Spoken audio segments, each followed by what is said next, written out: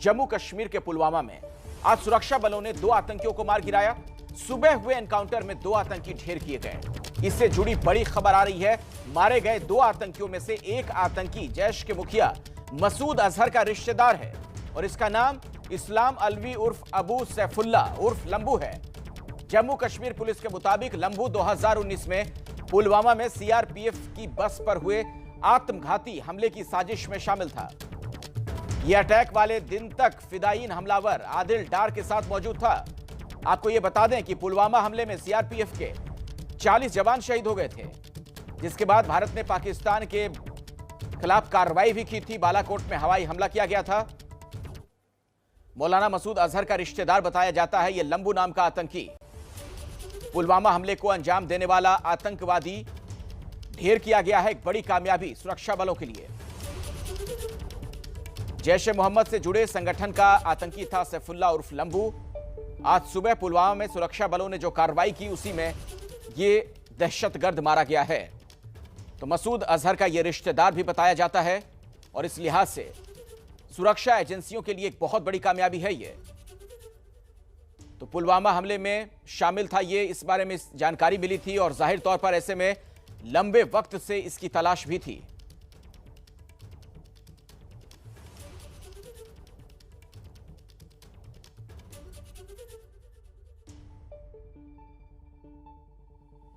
लंबू जो है, जिसको अदनान भी बोलते हैं, सैफुल्ला बोलते हैं, यह काफ़ी समय से एक्टिव रहा है, बहुत सारे इंसिडेंट में इन्वॉल्व रहा है।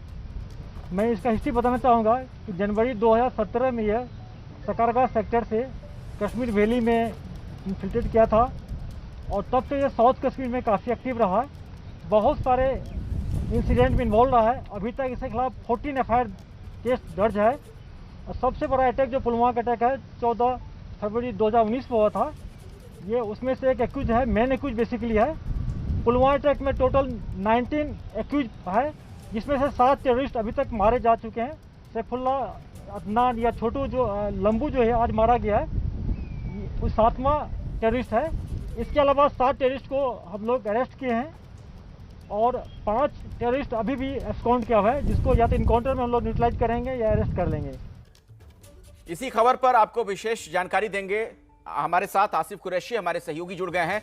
आसिफ, सैफुल्ला का मारा जाना, सैफुल्ला उर्फ लंबू का, ये कितनी बड़ी कामयाबी है सुरक्षा एजेंसियों के लिए? अखिलेश, देखिए, जैसा कि आईजीपी पुलिस ने भी थोड़ी देर पहले जो प्रेस कॉन्फ्रेंस हुई थी उसमें बोला कि सैफुल्ला जो है शकरगढ़ सेक्टर से, जो कि जम्मू में सियालकोट सेक्टर जो सामने पाकिस्तान की साइड पड़ता है, वहाँ से जनवरी 2017 में कश्मीर आया और पिछले 4 सालों से वो दक्षिण कश्मीर में सक्रिय था। जैश ए मोहम्मद जब सैफुल्ला कश्मीर आया था, जैश ए मोहम्मद का कहीं नामो निशान नहीं था।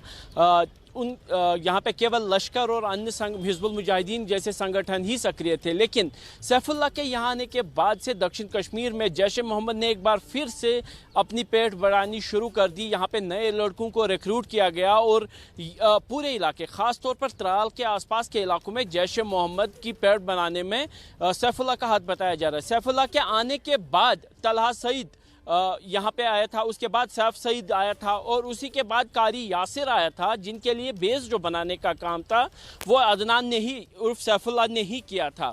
इसीलिए सुरक्षा बलों का ये मानना है कि पिछले 4 सालों से वो कभी कभी पहाड़ी इलाकों से नीचे इलाकों में आता था, त्राल के आसपास के इलाके में घूमता था या पुलवामा तक भी आता था।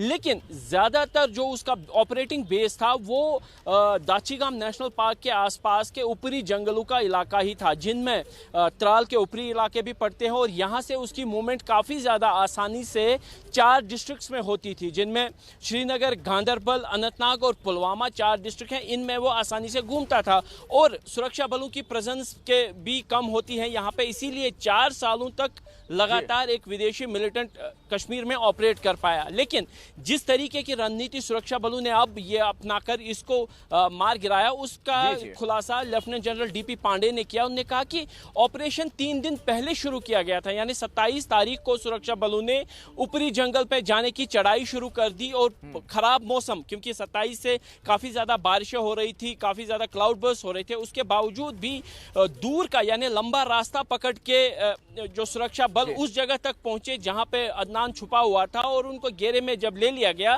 तो ऑपरेशन केवल 2 मिनट तक चला। उनका कहना था कि 2 मिनट के ऑपरेशन के बाद 2 मिलिटेंटों को मार गिराया गया, लेकिन वहां तक पहुंचने में सुरक्षा बलों को 3 दिन लगे।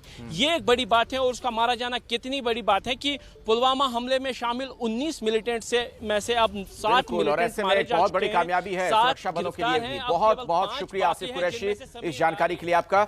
और अब अगली खबर का रुख कर लेते हैं। खराब मौसम के बीच हिमाचल प्रदेश में लाहौल स्पीति में रेस्क्यू ऑपरेशन जारी है। बाढ़ में फंसे लोगों को रस्सी के सहारे निकाला जा रहा है।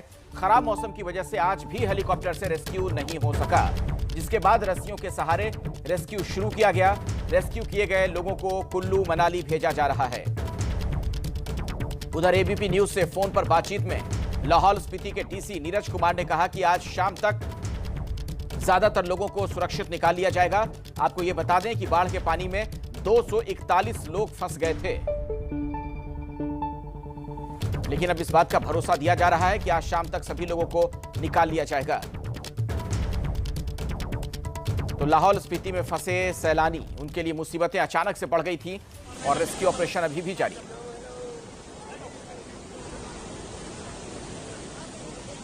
और 241 सैलानी जो फंसे हुए हैं वहां पर, उनके नामों की फहरिस्त भी इस वक्त आप एबीपी न्यूज पर देख सकते हैं।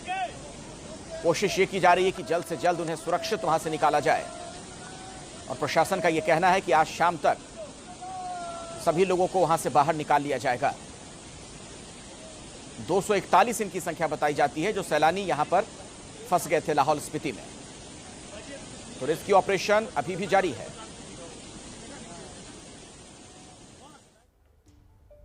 और देखिए हिंदुस्तान पर कुदरत की मार कैसे पड़ रही है। क्योंकि मॉनसून में कुदरत ने कुछ इस कदर तांडव मचाया है कि ऐसा लग रहा है विकास की अंधी दौड़ में हमने कुदरत का जितना दोहन किया अब वो उसे सूद समेत लौटा रहा है। जाहिर है कि मदर नेचर के इस प्रचंड गुस्से का सबसे ज्यादा असर इंसानों पर ही पड़ रहा है और सबसे ज्यादा बुरा हाल पहाड़ी इलाकों का है।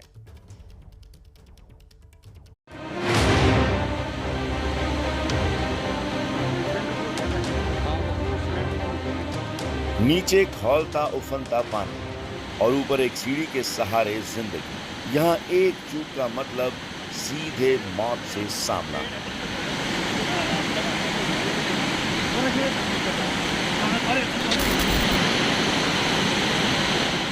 सैलाब की इस हाहाकारी आवाज को सुनकर कोई इसके करीब भी ना जाए, लेकिन यहाँ दांव पर एक जिंदगी लगी है, इसलिए रेस्क्यू टीम भी पूरा दम लगा रही है। ये डरावनी तस्वीर हिमाचल प्रदेश के लाहौल स्पीति की है, जहां लोग एक घायल शख्स को बरसाती नाला पार कराने की जद्दोजहद में जुटे हैं। निकल गया। कुछ नाले के दूसरी तरफ हैं तो कुछ घायल शख्स को रस्सी के सहारे उस पार ले जाने की कोशिश कर रहे हैं।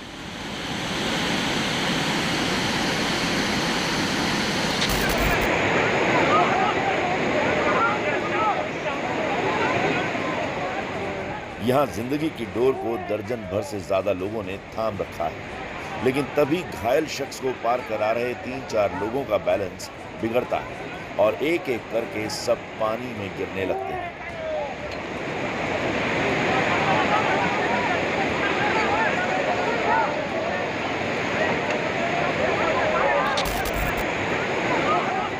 इस तस्वीर को देखकर सबके मन में यही सवाल आएगा कि आगे क्या हुआ।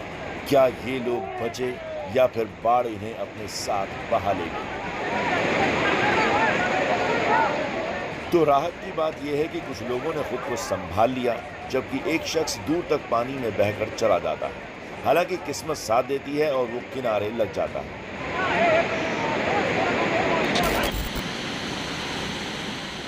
लोगों ने जैसे तैसे मिलकर घायल शख्स को एक बरसाती नाला तो पार करा दिया, लेकिन दूसरी मुसीबत उनका इंतजार कर रही थी। वो सिलेंडर खोल दिया ना इसका। ये तस्वीर एक दूसरे नाले की है, जिसे पार करने के लिए रेस्क्यू टीम को सीढ़ी की मदद से अस्थायी पुल बनाना पड़ा।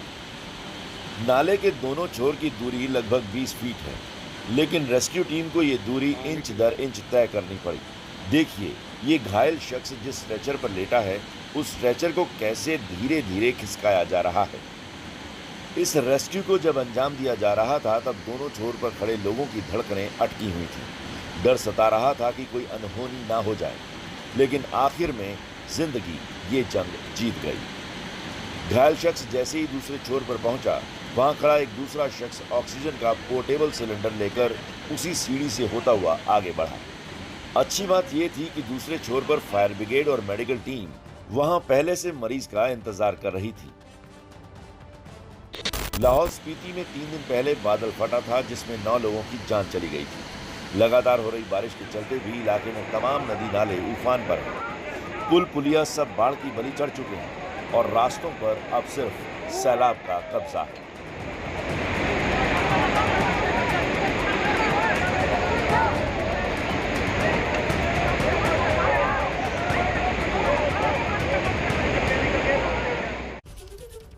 तो लगातार हो रही बारिश से पहाड़ों पर लोगों की मुश्किलें कम नहीं हो रही।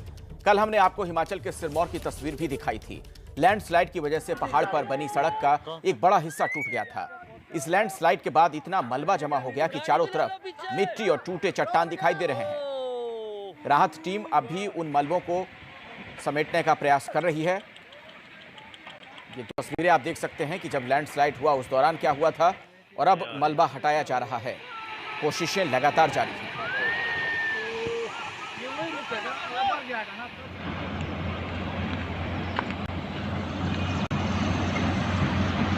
सिरमौर हिमाचल की तस्वीर आप देख पा रहे हैं किस तरीके से ये भयानक हादसा देखने को मिला था जब लैंडस्लाइड हुआ था। उस दौरान का दिल दहला देने वाला दृश्य आप देख रहे हैं और मलबा हटाने का काम लगातार जारी है।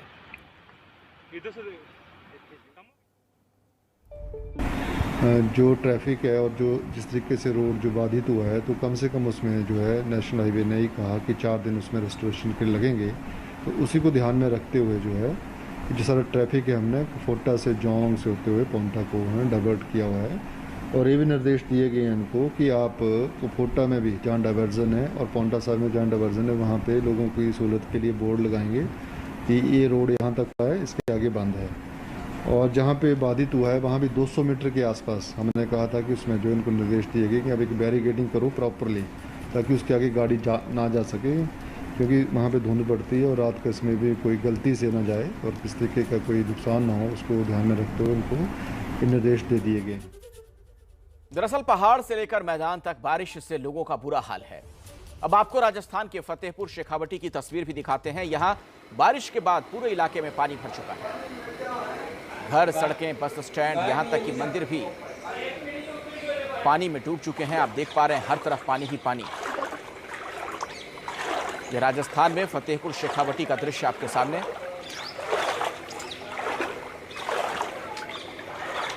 और जल जमाव बहुत ज्यादा है, लोगों के घर बार भी जलमग्न दिख रहे हैं। पूरा शहर पानी में डूबा हुआ है। राजस्थान में ही अब हम आपको 12 की तस्वीरें दिखाएंगे जहां लगातार बारिश से लोगों का बहुत बुरा हाल है। बारिश का पानी पूरे इलाके में भर चुका है, ये देखिए जरा। और पानी में वेग भी बहुत ज्यादा तेज है और ऐसे में लोगों का आना जाना भी मुश्किल हो चला है। सड़कों पर पानी ऐसा लग रहा है मानो कोई ये दरिया हो।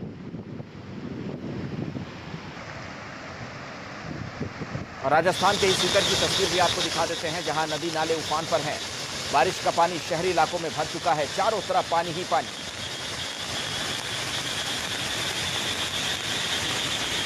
खेत खलिहान, लोगों के घर बार सब डूब चुके हैं। दफ्तर में पानी घुसने से अधिकारी परेशान हो गए। ये देख रहे हैं आप जिलाधिकारी का ये दफ्तर, कई अधिकारियों की गाड़ी वहां पानी में फंस गई और पानी के बीच दफ्तर के अधिकारी और कर्मचारी बेबस नजर आ रहे थे।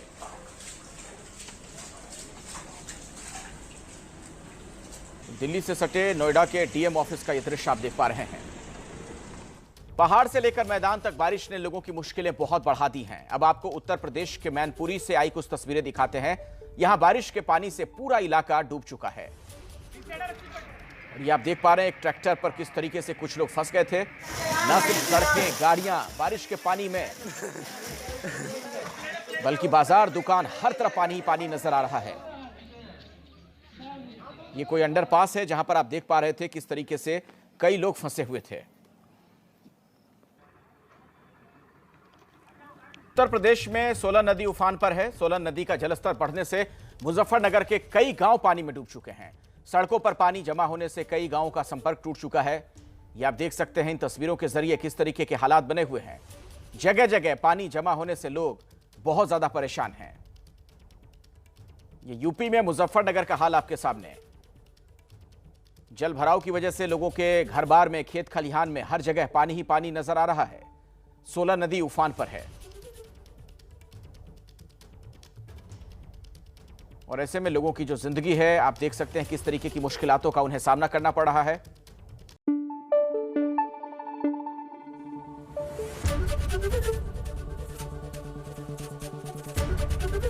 एबीपी न्यूज आपको रखे आगे।